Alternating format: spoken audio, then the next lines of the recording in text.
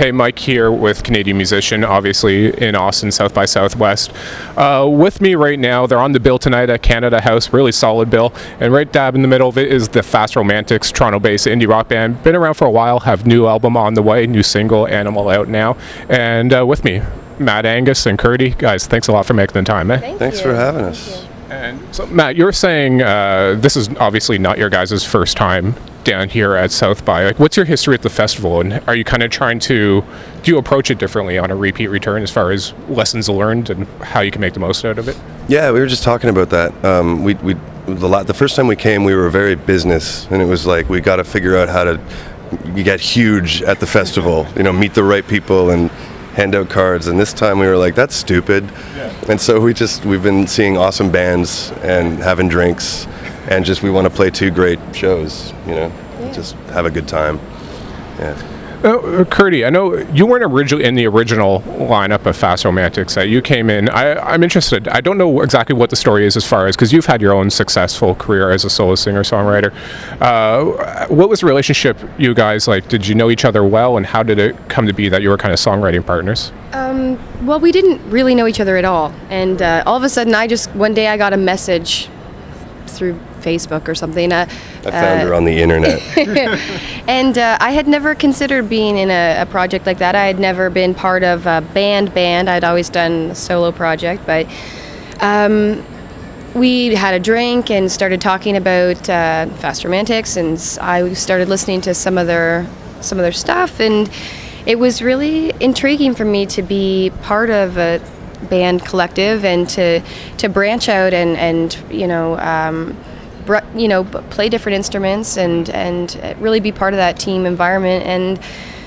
And then obviously we started, so we didn't know each other at all, and we just kind of met. It was very serendipitous, I would say. And so it was just kind of all just happened really quickly, and then obviously started playing with the band, and shortly after, started making the record, and things have been going great. It all fell into place. Didn't even think about it. Were you familiar with Kirty's music? Like, why reach out to someone you don't know for something as, I guess, important and personal as songwriting? I knew that there needed to be a female component to the music, vocally. I've always had that. I've got kind of a nasty voice on my own, so having that sort of Beauty and the Beast thing happening is kind of like one of my favorite things. So I did just literally go on the internet and scoured Toronto for great female songwriters, and Kirty was at the top of the list. I didn't think the person at the top of the list would say yes, but I didn't have to look very hard. She just said yes. So but it's been a great process.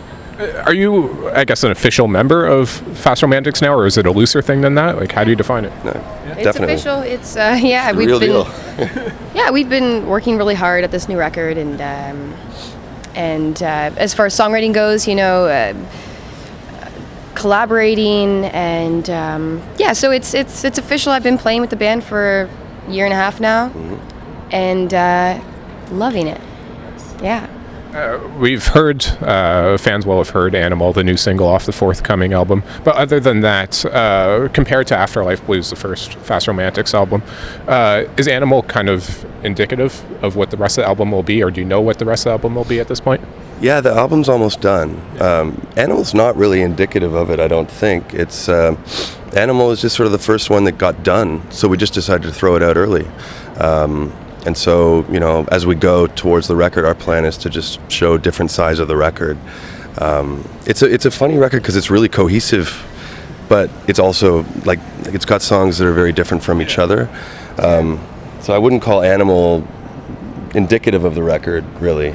I wouldn't, because obviously knowing what the record is, and listening to Animal, I think if I tried to put myself from an outside perspective, I don't think if I were to just initially read into what Animal represents, it wouldn't be necessarily a very clear window into what the album is. Like Matt said, it's very layered. It's a very diverse album. Not so much so that it's disorienting, but more so that it just has layers of songwriting and textures, and Animal's really would you call it poppy, or It's a pop it's a pop song? But I think that there's a lot of elements to the record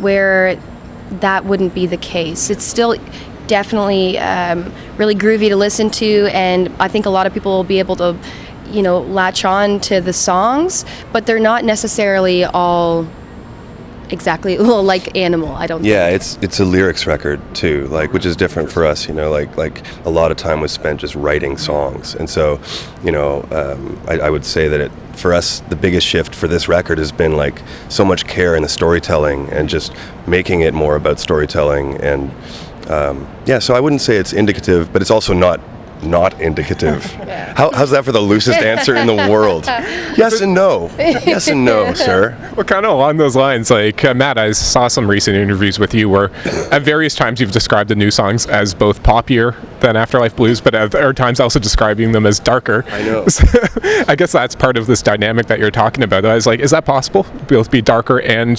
poppier than the last record? I hope so, and I think so, and I think we did it. I mean, that was the goal with this album. Like, we love pop music, but we love dark music, and so, like, you want to call it black pop or something, fine. But like, I think we've done it with this record, and we're really proud of it. And yeah, I don't think the two are mutually exclusive. I really don't. What's that songwriting partnership as far as how does it work? Are you both bringing songs to the band and then filling out each other's ideas, or essentially just have you guys found a formula that works for you guys as far as writing together? Yeah, like Kurt's bringing a song to this record. I usually write the songs and have, but then once the songs are written, Kirty's like basically comes in really early, and we tear them apart and we make them like this thing that is ours, and that. Whatever formula we found for that over the last year is like really working. It's more so like, Matt brings the songs to the table, and it's more so of like a stylistic imprint that, and that'll happen in any band. People have opinions about songs or arrangements or sounds or vibes, and I think that's more along the lines of, I am doing a song that I wrote on the record, which is fun for me, to... and really important. Like, I think it just balanced the whole thing out.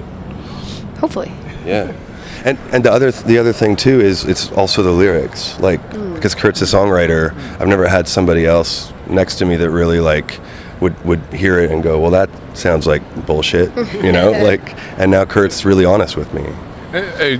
Kirty, from your perspective, having been a solo artist before, like, what is it like for you coming into a project where you don't have the final say or the only say? It's really different. It's really different. I have become so accustomed, obviously, to writing songs and teaching them to the band and making all the arrangements and taking musical parts from my bandmates. But for the most part, everything was under my control. And Infest Romantics has been a really lovely learning curve to step back. It's also a really great thing because having been part of other music scenes in Toronto, different, playing in different genres, it's really like a nice outside perspective. Sometimes I can imagine myself as the listener looking in on this genre that I wasn't really playing, amped up indie rock, and have a different perspective on it, coming from other genre backgrounds. So it's interesting, and it's nice for me to kind of diversify my own self by being in a different environment, letting go of some things. Everything's about the team, and then just using those skills that you use when you collaborate with people or you share your opinion in a very kind of laid back way. But it's definitely working a lot of skills that are really important that maybe I didn't have before because I was so in control. And again, Matt, something I've seen you say is something about how when you're playing live, like you're playing, fast-paced, upbeat, just energetic indie rock show, but then the songs when you write them for the album aren't that way, because when you're writing, you're not at a, in a hyped up bar. You're at home by yourself in a more like melancholy mood. Right. So is it like, I guess, how do you approach that, or how do you, when you're writing songs now, are you thinking about the live experience, or just essentially how does that work? Because it's a weird dynamic. Yeah, dynamic is a good word, because that's sort of where I think we got to with this record. Like before, we were kind of always at 11, which was fun, but like this record is actually much more dynamic, and so while there's still a lot of like, sorry, I had to cough. There's a lot of high energy stuff, but it really comes down a lot of the time, and so this is the most live-centric record I think we've ever written, because for the live show we really wanted it to have more dynamics, and it kind of goes with the storytelling. It's sometimes we're at a whisper, and other times we're like kind of explosive, and everything in between. So we think about live, but it's the song first. On this record, as far as I think you're working, if I remember correctly, you're working with the production team of Gus Van Gogh and Werner F. Is that correct? I haven't had the privilege of meeting him. I've talked with a number of artists who have worked with him, but I was just thinking, like, that's the fact that they seem to come as a pair. Is it a different dynamic than when you're working in a more typical just single producer scenario? Yeah, and they're stunning individuals on their own. It's a different environment altogether, because it's just such a privilege to work with people who are so talented and are constantly internally processing what you're trying to do and then making it even better than your expectations, and they're truly very talented, and it is nice to have two of them actually. They're both very talented at different aspects of the process, and but it's a very unique experience either way, because they fit well with what we're doing perfectly, and they're so talented, and it is the best experience working with them, for this record. And they really honed, like you said, the way that the duo works for them. They have their own, they're very complementary. They also like call each other out. Like it's really helpful. It's not like one person is part of the team and the other guy. They're both, we consider them part of our band, honestly. like we just go there. They've gotten us from day one. They believe in what we're doing, and we just make great songs together. Yeah. Nice. Well, I'm pumped to hear the new record. Before I let you go, do you have an idea as far as release dates and what it'll be called so people can keep an eye out?